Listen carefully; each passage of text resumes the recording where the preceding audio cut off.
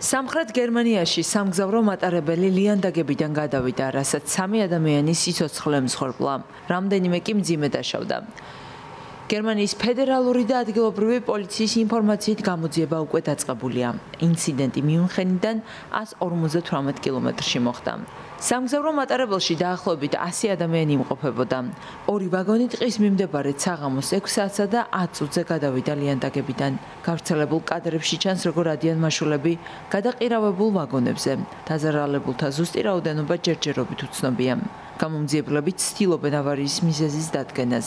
შესაძლოა ინციდენტი უამინდობასაც გამოეწვია. მე ჩემს სიძესთან ვიყავი დაბადების დღეზე. ამ დროს ქარიშხალი ამოვარდა. ცოტა რომ ჩაწყნარდა, სირენის ხმა გავიგე.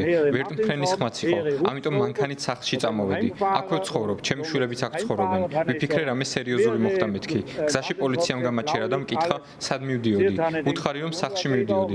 პოლიციელისგან გავიგე, რომ მატარებელი ლიანდაგებიდან გადავიდა. გადავწყვიტე ჩემი თვალით მენახა რა ხდებოდა. რომ მივედი, ჩემმა შვილმა მითხრა, რომ ქარიშხლის გამო ტალახი ჩამორიცხილიყო გზაზე. გაწმინდა გზა. მე ძლიერი ხმა გაიგონა, ძალიან ძლიერი ხმა და იფიქრა რომ რაღაც მოხდა.